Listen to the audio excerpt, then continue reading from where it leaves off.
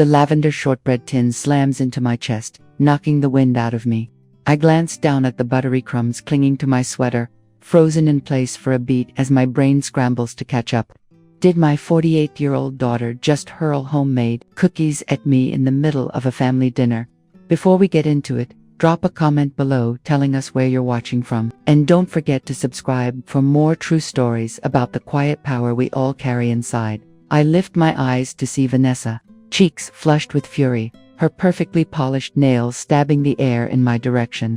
Around the table, faces once shocked quickly morph into cold judgment, aimed not at the grown woman who just launched dessert at her elderly mother, but at me. "You've always been so damn selfish, mother," Vanessa snaps. "At your age, you should be thankful we're even planning for what comes next." I flick the crumbs off my blouse with shaking fingers, not from fear, but from a fire that's been simmering low for years. A fire I've kept buried beneath layers of grace and grit. Let me rewind a bit. I always thought I was doing life the right way. Work hard, save smart, stay grounded. That's the rule book, right? Or so I told myself for the past 50 years. My name's Margaret Winters, I'm 72, widowed, and just 2 weeks ago, I finally bought myself the garden nursery I've dreamed of since I was 30. When Robert, my husband, passed away 3 years ago, he left behind a small life insurance policy. It wasn't a fortune, but it gave me a shot at something I'd put on the back burner for decades.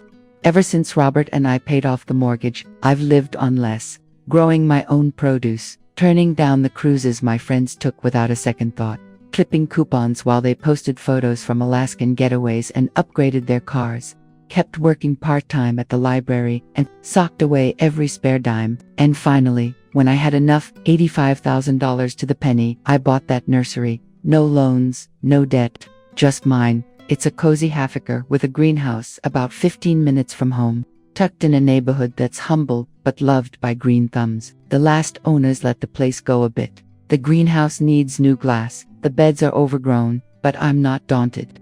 I'm doing the work myself to keep costs down. YouTube tutorials have basically become my evening Netflix. I was elbow-deep in weeds when my phone rang. "Vanessa, hey mom, sweetie, can you come by next Saturday? We're having a little family meeting," she said in that syrupy tone she uses when she's up to no good. "Family meeting? What's this about?" I ask, wiping my hands on my jeans. My guard instantly up. "Oh, it's a surprise. Just be here by 4, and bring some of those lavender shortbreads, you know, the ones everyone loves." "Vanessa, come on. What's this really about?" I pressed. "It's just a little get-together," she says breezily. "Chloe and her husband will be there too. And I invited Uncle Frank and his kids too." My eyebrows shoot up. "So it's not just a little get-together, it's turning into a full-blown family summit, Mom. It's a surprise. Just trust me, okay? Be here." Then she hangs up before I can get another word in. I roll my eyes and head back to my gardening. Whatever family circus Vanessa has planned can wait. I've got seedlings to tend to and a greenhouse to bring back to life. Vanessa's 48 now, married to Derek for nearly 2 decades. They live in one of those picture-perfect houses in the suburbs, 5 bedrooms, 3-car garage, the whole 9 yards. Vanessa's always had it easier. Back in high school, she was the girl with the sash and crown, while I was the one hustling after school shifts just to help keep the lights on. She breezed through college on our dime while I juggled extra jobs to help cover tuition. Robert never complained, not once, about who gave up more. Vanessa was always the star in his eyes, the only child who could do no wrong. If she wanted dance classes, music lessons, summer cheer camps, we made it work. When the braces bill hit, I picked up another gig, and when she begged for a car on her sweet 16, Robert handed her the keys without blinking. Even though I begged him to reconsider our budget, the memory that still sticks is her college graduation, Robert slipping a diamond bracelet onto her wrist that cost more than our monthly mortgage. When I questioned it, he just said she deserves something special, like the degree we paid for wasn't already a gift. But I never made a scene. That's not my style. I just kept my head down, saved what I could, and quietly proved I didn't need anyone to hold me up. The days flew by as I kept pouring energy into the nursery. I managed to clear out the beds and start mapping out which heirloom varieties I want to specialize in. Every hour spent sweating under the sun, every ache in my knees, it all feels worth it when I look at how far I've come. Saturday morning rolls in crisp and cool. I wake up early to finish potting a batch of rare dahlias before heading over to Vanessa's. I bake the lavender shortbread she asked for, pack it neatly into my favorite tin, and make the short drive to her place. As I pull into the driveway, I count the cars. Frank's old sedan, Chloe's SUV. Looks like just about everyone made it. This isn't just a casual gathering, I mutter. I take a long breath, square my shoulders, and walk up to the front door with the cookie tin in hand. Mom's here, Vanessa calls out as I step inside. She gives me a quick half-hearted hug and takes the tin without much ceremony. Perfect timing. We were just about to get started.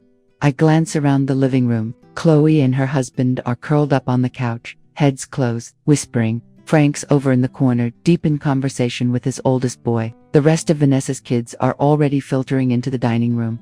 What's going on? I ask Chloe as I approach her. She flashes me a knowing smile. You'll find out soon enough. That does nothing to ease the tight knot forming in my chest. Dishes start making their way around the table. Pot roast, mashed potatoes, green beans, and the lavender shortbread I brought gets set right in the middle for dessert. The conversation stays light, everyone carefully sidestepping whatever big reveal is looming over us. Then, once plates are full and drinks are poured, Vanessa rises and taps her spoon against her glass. Thank you all for being here today, she says, grinning like she's just won something. We've got some exciting news to share. She plants herself at the head of the table, all eyes on her, then turns toward Chloe with a smile stretched a little too tight. Our sweet Chloe is moving back to town, she announces. A wave of applause and cheers follows. Chloe blushes while her husband wraps an arm around her. And they're looking for a forever home here, Vanessa adds, voice full of cheer. I clap along with the rest, genuinely glad for my granddaughter, even if the tension between us has grown thick over the years. Congrats, Chloe, I say warmly, catching her gaze from across the table. But Vanessa isn't done. She locks eyes with Frank and Chloe, then faces me with a look that sends a chill down my spine. There's more, she says, her tone slicing right through the noise. The room quiets in an instant. All eyes swing back to her. As you all know, Mom recently bought herself a garden nursery, Vanessa says, gesturing in my direction. A few relatives nod, finally muttering some half-hearted congrats they didn't bother offering 2 weeks ago when I first shared the news. She's 72, living alone, with no partner to help with the heavy lifting. Vanessa continues, voice syrupy but laced with something sharper. I feel heat rising in my cheeks. What does my age have to do with anything? Chloe, on the other hand, has always dreamed of running a garden center. Vanessa goes on, and now that they're moving back, they're ready for something new. My pulse kicks up. I already see the trap being laid. I glance at Chloe and her husband, both suddenly fascinated by their mashed potatoes. Then Vanessa turns to me, her smile thin and cutting.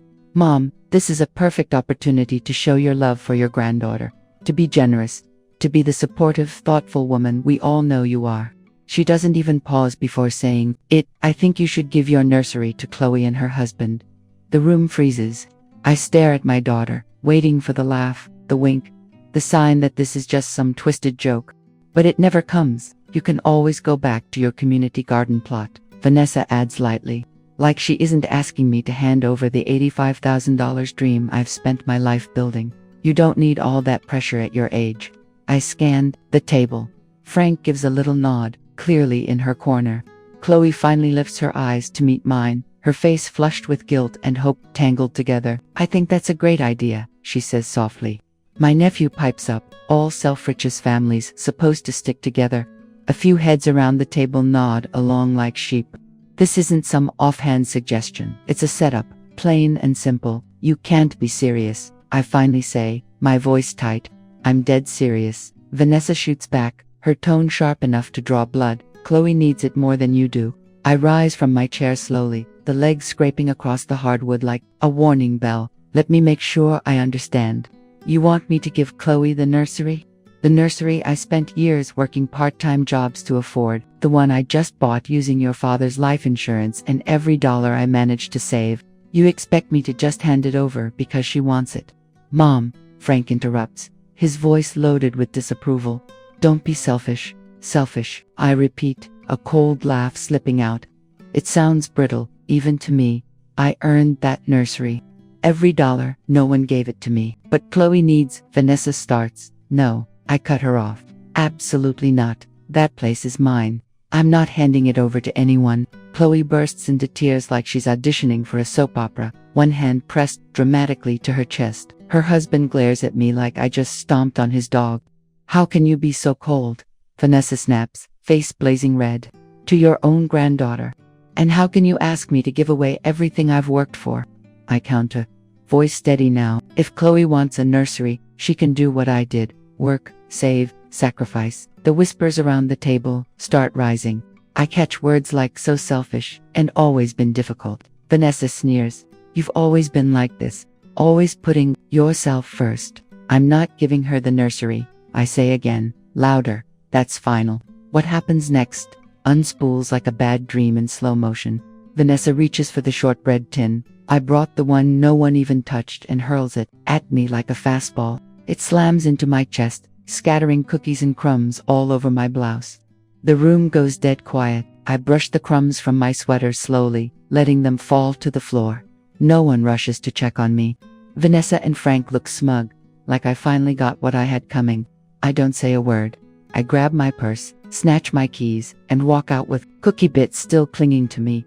Behind me, voices rise in a frenzy. You're impossible, Vanessa screams. We were just trying to help. Frank calls after me. How could you do this to me? Chloe wails. My hand shakes so hard I can barely get the car key into the ignition. As I pull out of the driveway, fury pulses through me. Not just at Vanessa, but at myself for putting up with this kind of treatment for far too long. When I finally make it home, I don't cry. I don't scream. I don't fall apart. Instead, I walk straight to my home office, unlock the fireproof safe Robert insisted we keep, and start digging through decades of paperwork, because if Vanessa wants to turn this into a war, she's about to find out her quiet little mother has been keeping receipts. All of them. The next morning, my chest still throbs where the tin struck me. A bruise has started to bloom, dark and tender, a reminder that Vanessa didn't just raise her voice, she crossed a line. My phone won't stop buzzing. A steady stream of texts and missed calls from relatives, all piling on with their opinions about how selfish I am. I silence it and spread Robert's old financial files out across the kitchen table. Robert was always precise when it came to money, everything labeled, sorted, and filed by year. Tax returns, mortgage papers, loan agreements, insurance forms neatly organized like a museum exhibit. I never looked too closely while he was alive. He managed the books. I trusted him completely. But now, combing through these records, I feel that trust slipping through my fingers. 3 hours in, I find it, a loan contract from 15 years ago. Vanessa and Derek had come to us needing help with a down payment for their house, the same house where she pelted me with a tin of cookies. Robert gave them $65,000 from our retirement fund, with a written agreement that they'd pay it back within 10 years, according to the paperwork, with interest added. They now owe close to $95,000. I check every file. There's nothing to show they paid back a cent. I keep digging. There's more. $25,000 for Vanessa's boutique that flopped. $15,000 for Chloe's private school. $8,000 for a family trip to Hawaii. I wasn't invited to because someone had to stay behind and watch their dog. All of it labeled as loans. None of it repaid. All taken from our retirement savings behind my back. By the time I finish crunching the numbers over lunch, the total is over $200,000. That's $200,000 that could have funded a bigger nursery, or let me retire in peace. Instead, it vanished into Vanessa's lifestyle. I sit there in shock. No wonder Robert looked so worried about money in his final months. He wasn't managing our finances, he was bleeding them dry for Vanessa. I remember wondering why the savings seemed smaller than I expected. Now I know. The realization hits like a slap to the face. Robert lied to me for years, and Vanessa wasn't just in on it, she benefited. My phone lights up again. I switch it on to find a text from Vanessa. Mom, you're being dramatic. Chloe's devastated. We'll be stopping by tomorrow to talk this through like adults. Like adults. As if she hadn't launched a metal tin at her own mother. I text back, I'm busy tomorrow. I'll call you when I'm ready to talk. Then I power off my phone again and reach for my old address book. There's a name in there I haven't dialed in years. Howard Reeds, Robert's lawyer. If I'm going to navigate this mess, I need someone on my side who knows the law. Howard's office looks almost exactly the way I remembered. Same dark leather chairs, same neatly framed diplomas, same faint scent of lemon polish and aging legal books clinging to the air. Howard's aged since I last saw him. His hair's gone completely white, but his handshake is still strong and steady. Margaret, he greets me warmly. It's been far too long. I was truly sorry to hear about Robert. Thank you, Howard, I say, as I settle into the chair across from his desk. I appreciate you making time for me on such short notice. Of course. What can I do for you? I pull a folder from my bag and set it gently on the desk between us. I need to know if these hold up legally. He flips the folder open and begins thumbing through the paperwork, his brows gradually drawing together as he reads. These are all loans to Vanessa. Yes, I just found them yesterday. Robert never told me a thing. Howard adjusts his glasses and keeps reading, his voice calm but firm. The paperwork's thorough. These are legitimate promissory notes, signed by both Vanessa and her husband. The terms are spelled out clearly: interest, repayment dates, all of it, so they're enforceable. Absolutely. Have they made any payments at all? Not a single one that I can see. And what's in that folder is everything I have left of Robert's financial trail.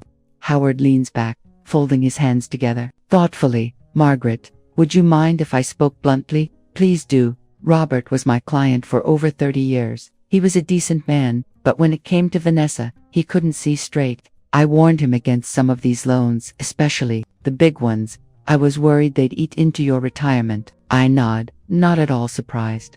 Robert always bent over backward for Vanessa. He did. Howard agrees with a sigh.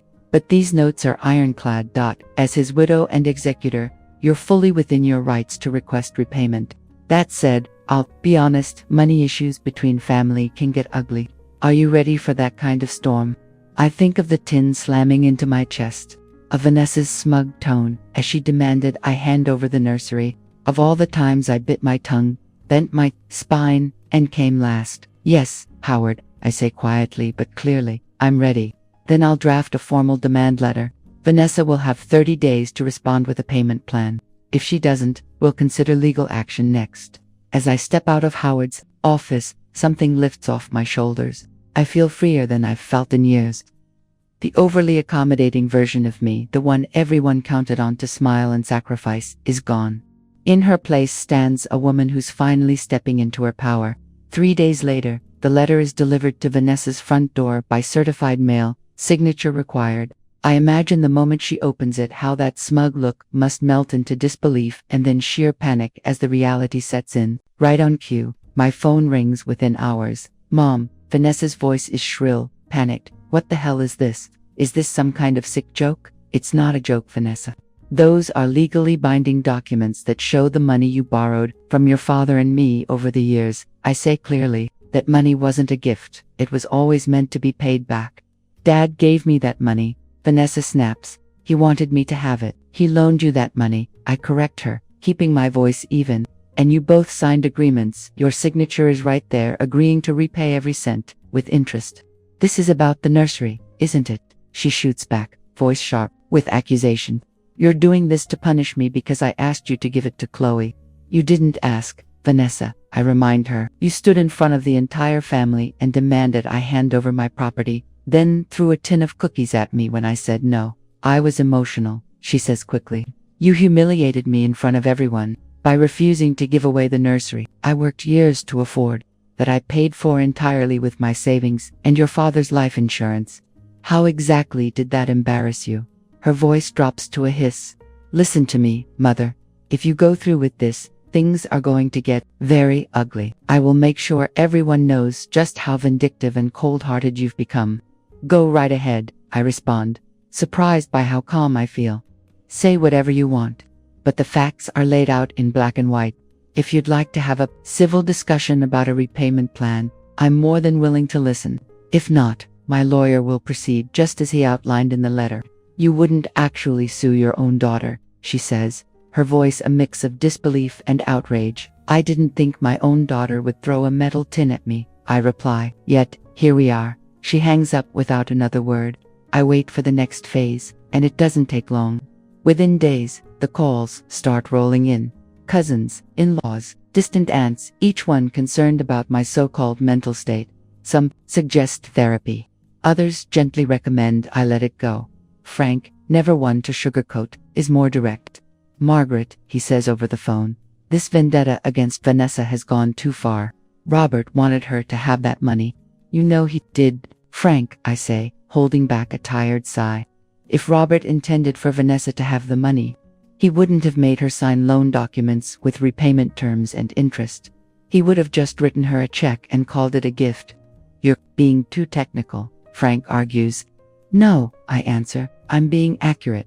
And that's not the same thing. Even Chloe calls, her voice already choked with tears before she gets 5 words out. Grandma, please, she pleads, can't you stop this? Mom and Dad are so stressed. They might lose the house. They won't lose the house, I say gently. Not if they start paying back what they owe.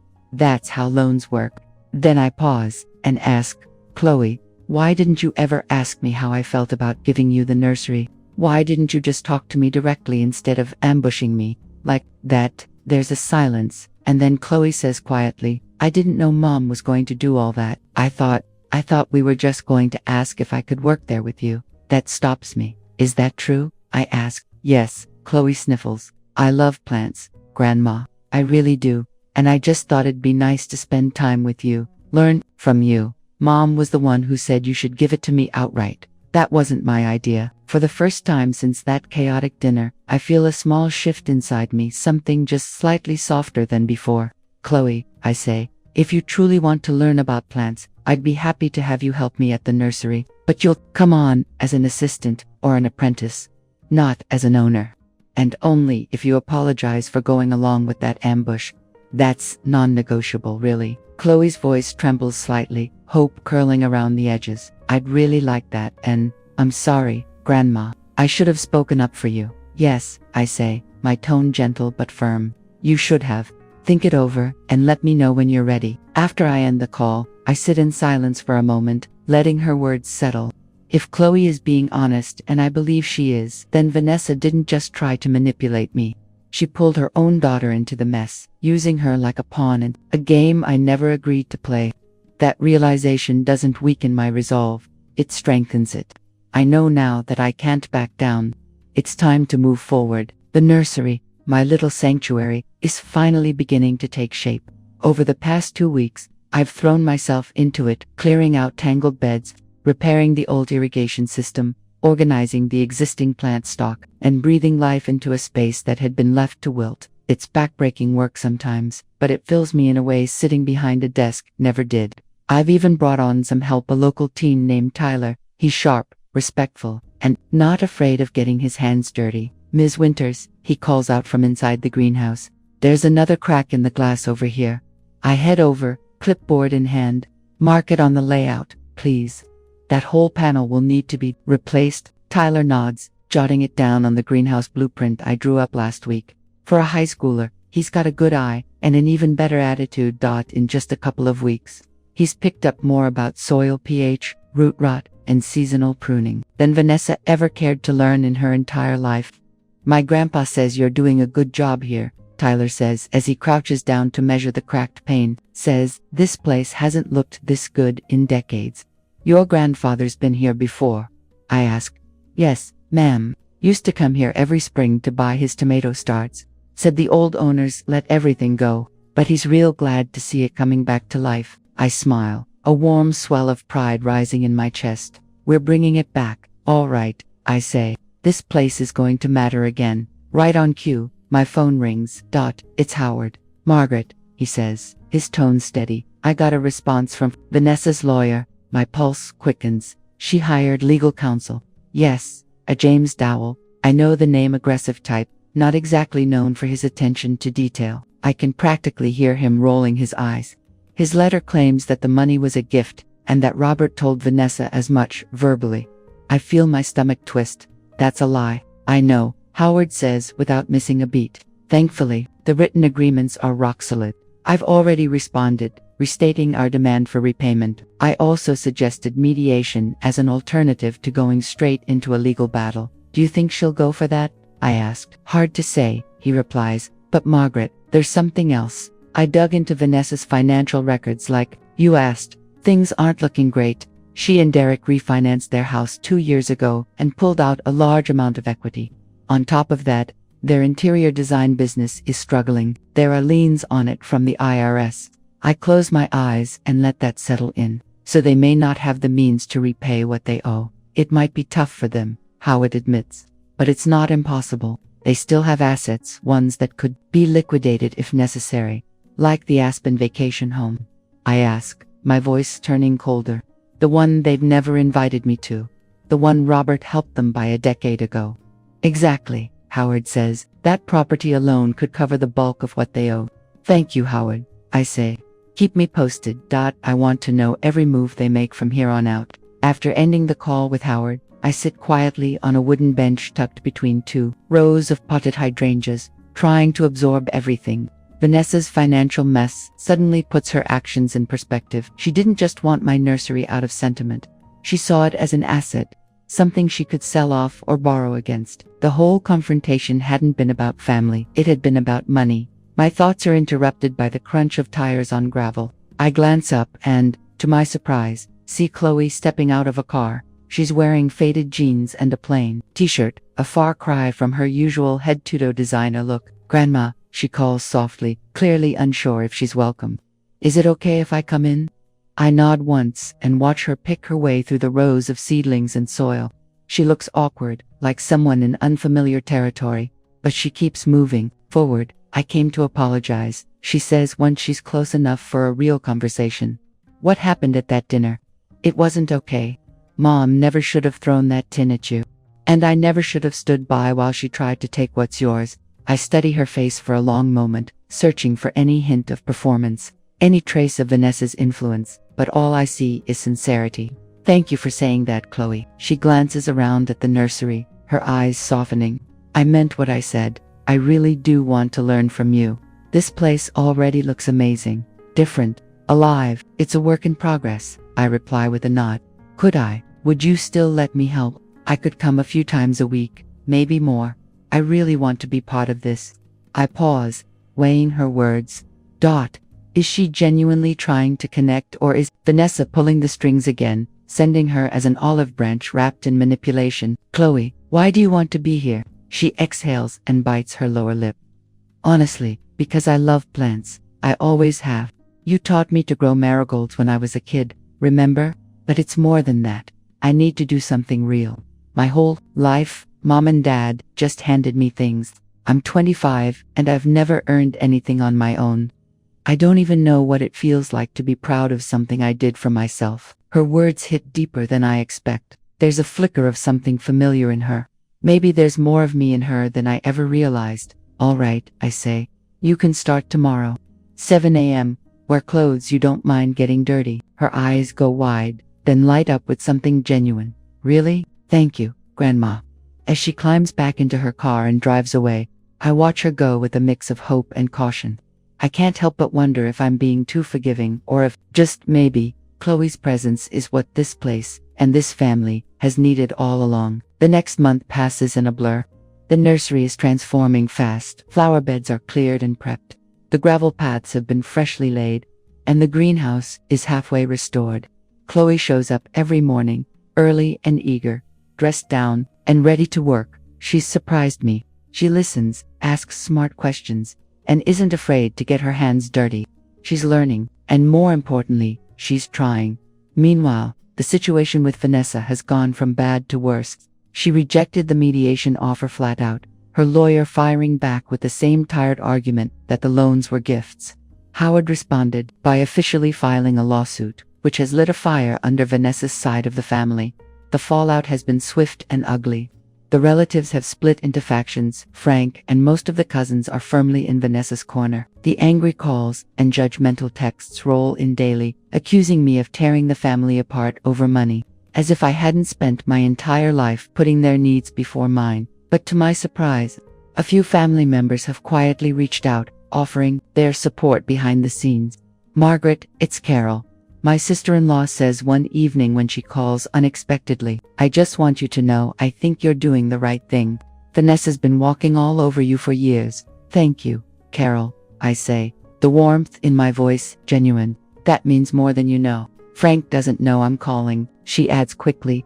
He's furious with you, of course. But I remember how Robert used to come to us year after year, asking what to do about Vanessa always needing money. It tore him up. He kept giving in to her, even though he knew it was draining your future. Why didn't anyone ever tell me? I asked, unable to keep the sting out of my voice. The hurt comes bubbling up too easily. Carol exhales slowly. Robert asked us not to. He didn't want you to think less of him for not being able to say no to her. He always said he'd fix it when he retired.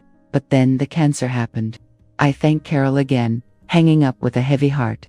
Her call casts a different light on Robert's silence. He knew the damage he was doing, and he still chose to hide it. I can't decide if it was a misguided attempt to protect me or something closer to betrayal. Maybe it was both. Meanwhile, the lawsuit begins to draw out allies I never expected. Out of nowhere, Derek's former business partner, someone named William Lee, reaches out to Howard with an offer to share information. When I meet William for coffee, he doesn't waste time. They pushed me out of the company 3 years ago, he says, his tone clipped. Told me the business couldn't support 2 partners anymore. Then they turned around and bought a vacation property and 2 brand new cars. I always suspected they were hiding money. Do you have anything solid? I ask. He nods. Enough to show shady accounting and a pattern of financial games. Not everything, but enough to raise questions. He leans in slightly. I've got no love left for Vanessa or Derek.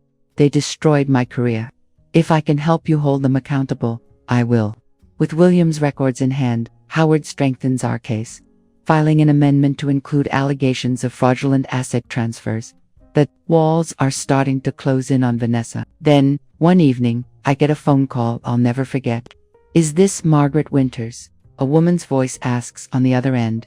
Yes. Who's calling? I reply, cautious. Someone who works for the IRS, she says, her voice low. I can't give you my name. But I thought you should know your daughter and son-in-law's business is under federal investigation for tax evasion. It's been ongoing for about 6 months now. My heart skips. Why are you telling me this? I ask, my voice barely above a whisper. Let's just say, I know what it's like to have family bleed you dry, she answers. The audit results will be public in a couple weeks. You might want your lawyer to be ready. Good luck, Ms. Winters. Then the line goes dead. I sit there for a second, stunned, before calling Howard and relaying every word. He says he'll look into it immediately but warns me not to count on anything just yet. Stay grounded, Margaret, he says. Anonymous tips can be unpredictable, but even with his warning, something in me shifts. For the first time, it feels like the tide might actually be turning. Anonymous tips can be hit or miss, Howard had warned, but this one wasn't bluffing. 2 weeks later, it hits the news. Vanessa and Derek's interior design business is officially being hit with a hefty IRS assessment, back taxes, penalties, and interest totaling more than $300,000. The number is jaw-dropping. That very afternoon, while I'm out in the nursery with Chloe, helping her sort and catalog a new shipment of perennials, I hear the crunch of tires on the gravel. I look up and there it is, Vanessa's luxury SUV, pulling in fast like it owns the place. Mom, she yells, slamming the car door and storming across the lot, her face twisted with fury. What have you done? Chloe steps forward quickly, putting herself slightly between us. Mom, please calm down. Grandma's working. Stay out of this. Chloe, Vanessa snaps, brushing her off like she's a child. This is between me and your grandmother. Then she turns back to me, her eyes blazing. Did you report us to the IRS? No, I say, keeping my voice steady, but it sounds like someone else might have. Don't play innocent, she spits. First the lawsuit, now this. You're trying to ruin our lives. Vanessa, I say, still calm. I didn't report you, but if you've been dodging taxes, that's not on me. That's a mess you and Derek created. She lets out a harsh, bitter laugh. Of course, Saint Margaret, always so pure, always looking down on everyone else. Mom, that's not fair, Chloe says, stepping in again. Grandma's just asking for the money you borrowed. That's not unreasonable. Vanessa spins to face her, disbelief all over her face. You're taking her side, after everything your father and I have done for you. I'm not taking sides, Chloe replies softly. I'm just being honest. Forget it. Vanessa cuts her off, her voice sharp as a blade. I see how it is. She's turned you against me. To finesse, she jabs a finger in my direction. This isn't over, mother. Not by a long shot. She storms off, tires squealing as she tears out of the driveway. Chloe turns toward me, eyes brimming with tears. I'm sorry, Grandma. She's not usually like this. I give her a long look. Yes, she is, I say gently. Vanessa's always been like this, entitled, manipulative, and furious when she doesn't get what she wants. The difference now is that I'm not giving in anymore. I squeeze Chloe's shoulder and say, it's all right. Come on, these plants won't catalog themselves. 2 days after the blow-up, I get an unexpected visitor, Derek. He shows up at the nursery looking nothing like the polished businessman I've known for years. He looks tired, older, weighed down by something heavy. Margaret, he says, extending his hand. Thank you for seeing me. I nod and gesture toward the small office I've set up inside the greenhouse. Come in. He follows, glancing around at the space with what looks like genuine appreciation. You've really transformed this place. It looks incredible. Thank you, I reply. Would you like some tea? No, thank you. I'll just get to the point. He sets his briefcase on the desk and opens it. Vanessa doesn't know I'm here, he adds. That catches my attention. 20 years of marriage, and I've never known Derek to do anything without Vanessa pulling the strings. I've come to offer a settlement, he says, sliding a folder across the table. We can't repay everything right now, but we'd like to propose this. I open the folder and scan the documents inside. It's a formal proposal. They're offering to transfer ownership of their vacation property in Vale, currently valued at roughly $180,000, to me. On top of that, they'll make monthly payments of $1,000 for the next 5 years to settle the remaining balance. The proposal also includes a signed apology for the events that took place during that disastrous family dinner. Why now? I ask, my eyes scanning the proposal in front of me. Derek exhales slowly, and for the first time, he looks every bit of his 50 years. The tax situation, he says, his voice low. We're in serious trouble. Margaret, the IRS is breathing down our necks, and we've got to liquidate assets to cover what we owe. And this lawsuit, it's making everything harder, I see. He hesitates, then adds, Vanessa doesn't want to settle. She still thinks we can win in court, but our lawyer, well, he's not so optimistic. He says the documentation you have is solid. If it goes to trial, the judge might not only rule in your favor, but could also add legal fees on top of the original amount. I gently place the folder down on the desk and look him in the eye. Derek, I appreciate you coming to me with this. Really, I do. But there's something missing from your offer. What's that? He asks, brows knitting. An acknowledgement of the pattern. This isn't just about unpaid loans. It's about years of manipulation, of taking and never giving back, of being treated like I was disposable. My voice tightens. Vanessa threw a tin of cookies at me, Derek, in front of the entire family, just because I wouldn't hand over my property like it meant nothing. Derek drops his gaze, shame finally flickering across his face. I know, that was wrong. Completely out of line. Yes, and it wasn't a one-time thing. It was the climax of a lifetime of the same kind of behavior. I need to know, it stops here. That Vanessa understands the line she crossed. He looks back at me, carefully. What would you need to see? I pause, thinking hard. What do I really want? Revenge? Not exactly. What I need is dignity, closure, and control. I want a real apology, not just for what happened at dinner, but for the pattern of disrespect. For all the years I was treated like I didn't matter, and I want it delivered in front of the same family members who saw the original outburst.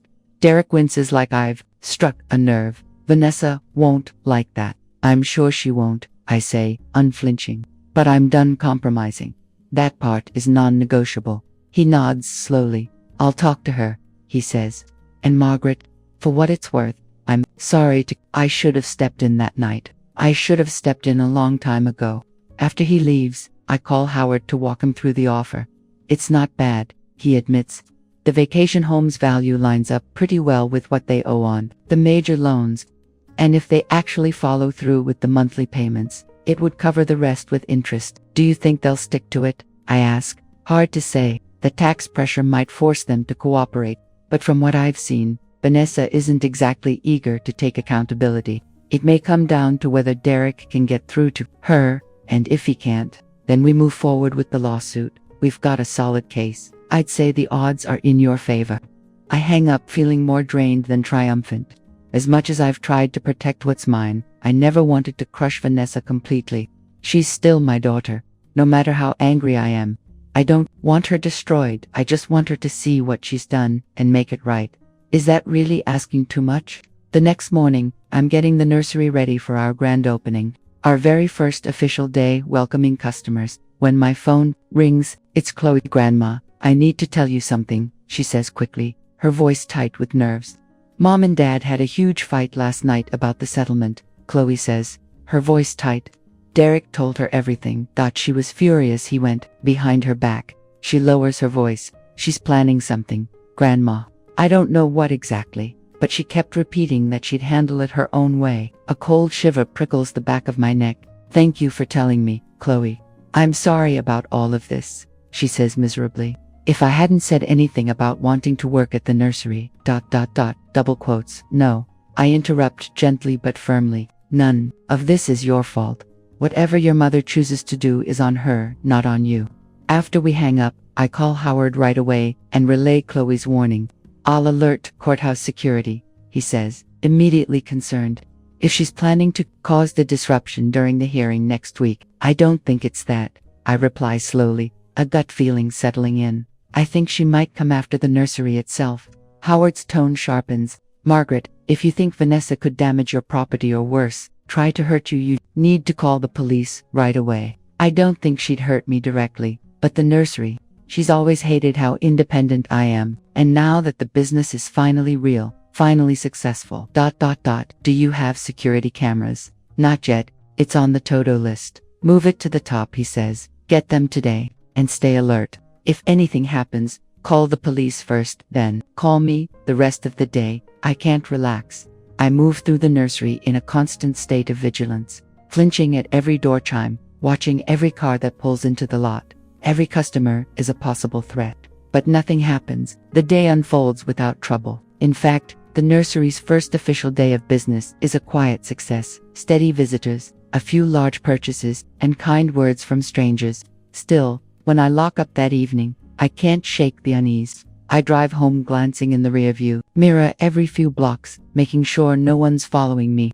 The house is dark when I return, exactly as I left it that morning. I make a simple dinner, trying to talk myself out of the dread that settled deep in my gut. Surely Vanessa wouldn't go that far. Despite everything, she's still my daughter. I raised her. There have to be limits to her anger. I'm wrong. The phone rings at 3:17 a.m., dragging me from sleep like a siren. Miss Winters, this is Officer Daniels from the police department. There's been an incident at your nursery. I'm out the door in minutes. When I arrive, flashing lights bathe the property in red and blue shadows. 2 police cruisers are parked at the gate. Miss Winters, says a young female officer as she approaches. Her name tag reads Daniels. Her expression is grim. I'm sorry to meet under these circumstances. Someone broke in and caused significant damage. She leads me through the gates, and what I see stops me cold. Plants yanked from their beds and strewn across the gravel.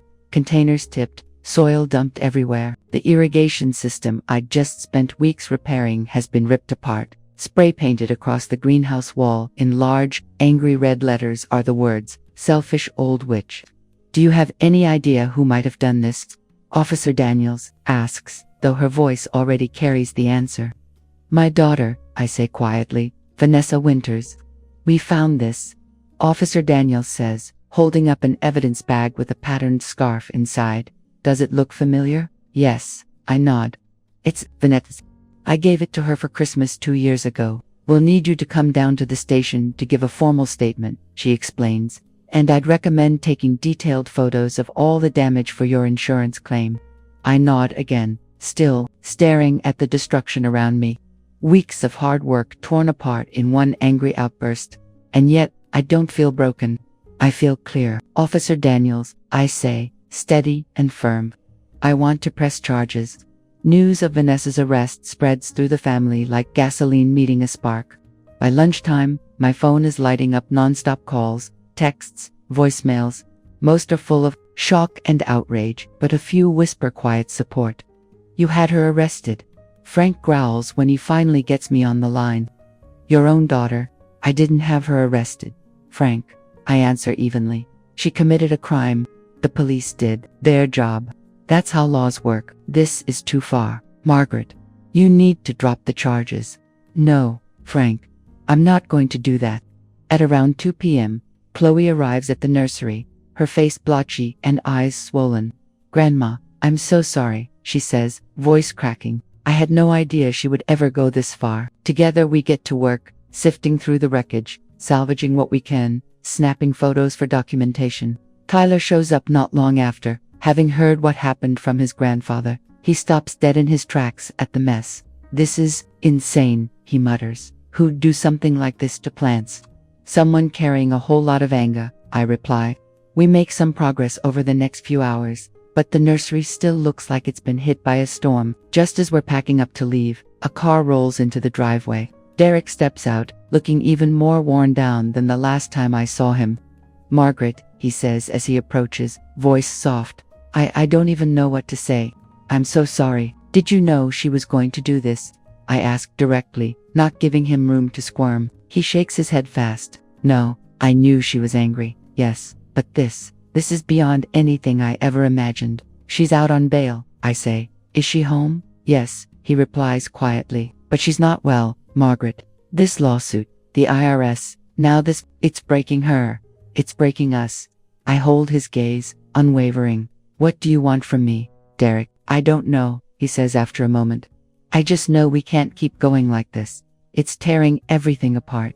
No, I correct him, calmly but firmly. Vanessa is tearing herself apart, and she's trying to take me with her. I won't let her. He nods slowly, absorbing my words. For what it's worth, I've accepted your settlement terms. All of them, including the public apology. I've told Vanessa it's the only way forward, whether she chooses to go through with it. That single quotes on her. After he leaves, Chloe helps me lock up what's left of the nursery. She looks over at me, her face searching. What are you going to do now, Grandma? I turn to her, my voice steady. Rebuild, I say, and wait for your mother to decide who she wants to be. The next morning, I'm up before the sun, pulling on my work clothes and heading straight to the nursery, ready to face another day of cleaning and rebuilding. But when I pull into the lot, I stop in my tracks. There are already several cars parked in the gravel dot. As I get closer, I see a small crowd of people scattered across the garden beds. Carol, Frank's wife, is on her knees replanting perennials. William Lee, Derek's former business partner, is carrying a flat of seedlings. A few of my neighbors from the retirement community are pulling weeds and hauling mulch. Even a couple of customers from opening day are here, their sleeves rolled up, getting dirty. What's going on here? I ask, stunned. Carol stands up and brushes soil off her gloves. We heard what happened, she says simply. Figured you could use a hand. I glance at her, surprised. Does Frank know you're here? She smiles, unbothered. Frank doesn't need to know every move I make. William walks over, cradling a tray of heirloom tomato starts. These are from my personal garden, he says. Thought they might help fill in some of the gaps. As the hours pass, more people show up, friends, old co-workers, folks from the neighborhood, even complete strangers who'd seen the story on the local news. By the time the sun starts to dip behind the trees, the nursery looks completely different. It's not exactly restored to what it was, but it's something else now.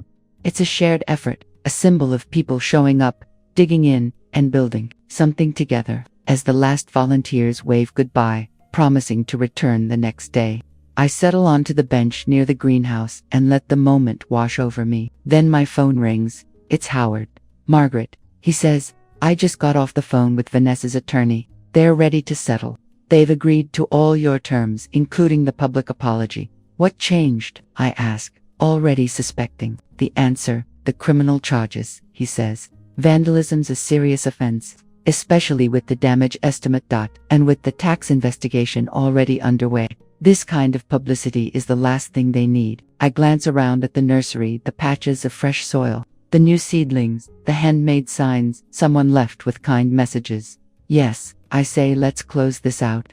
The family gathering takes place in a private room, at a quiet local restaurant, neutral ground for what has the weight of a final reckoning. The same relatives who witnessed Vanessa throw the tin of cookies at me are all there. along with Howard and Vanessa's attorney. Vanessa sits at the far end of the table beside Derek, her posture rigid. She looks smaller somehow. Her designer blouse hangs loosely on her frame, and even with makeup, she can't hide the dark circles under her eyes. Howard reads through the terms carefully. The transfer of the Vale property to my name. The monthly payments, the dismissal of the criminal charges, contingent on the terms being fulfilled, and lastly, the formal public apology. When he finishes, all eyes shift to Vanessa. For a split second, I think she's going to bolt, maybe launch into another tantrum, but instead, she slowly stands, her fingers gripping the edge of the table. In a voice just loud enough to carry, she begins reading from a piece of paper. I, Vanessa Winters Dowell, apologize to my mother, Margaret Winters, for my actions at the family dinner on April 15th, where I threw a container at her. I also apologize for the damage I caused at my mother's nursery, which was completely unacceptable. She pauses, and when she continues, her voice has shifted, less robotic, more human. I apologize for the ongoing pattern of disrespect I've shown my mother throughout the years and for the financial strain I placed on both my parents through loans I failed to repay. She lifts her gaze from the paper and finally meets my eyes. I'm sorry, Mom. I was wrong. The room is completely still. I study her expression, searching for the familiar signs of manipulation, the deflection, the denial, but all I see is fatigue and maybe, just maybe, a flicker of real regret. Thank you, Vanessa, I say softly. I accept your apology. Papers are signed, hands are shaken, and with that, the bitter, dragging conflict that had torn our family apart for months comes to an official close. As people begin to gather their things and file out, Vanessa steps toward me with obvious hesitation. Mom, she says quietly, I know I don't deserve to ask this, but is there any chance we could rebuild something? Not now, I mean someday. I let her question sit in the air for a moment before I respond. That's up to you, Vanessa. Saying the words is one thing. Backing them up with consistent action, that's what counts. She nods slowly, as if she expected that answer. I get it. For what it's worth, I'm in therapy now. It was part of the plea deal, but honestly, I think I needed it anyway. That's probably the wisest thing I've heard you say in a long time, I reply. And Chloe seems happy working at the nursery, Vanessa adds. She brings it up all the time. She's a good worker, I tell her truthfully. She's got potential. Vanessa smiles, just barely. She gets that from you, I think, not from me. As I drive home from the restaurant, the weight of the past few months sits with me. From the moment that tin of shortbread hit my chest to this fragile truce, I've changed more than I ever thought I could. I've uncovered strength I didn't know I had. Finally built boundaries I should have drawn years ago. And discovered a community of people ready to stand by me when I needed them most. It's been 6 months since the night of the vandalism, and the nursery is thriving. Ironically, the destruction drew media attention that brought in more customers. Chloe still works alongside me 3 days a week and has a natural gift for propagation. Tyler has been promoted to assistant manager.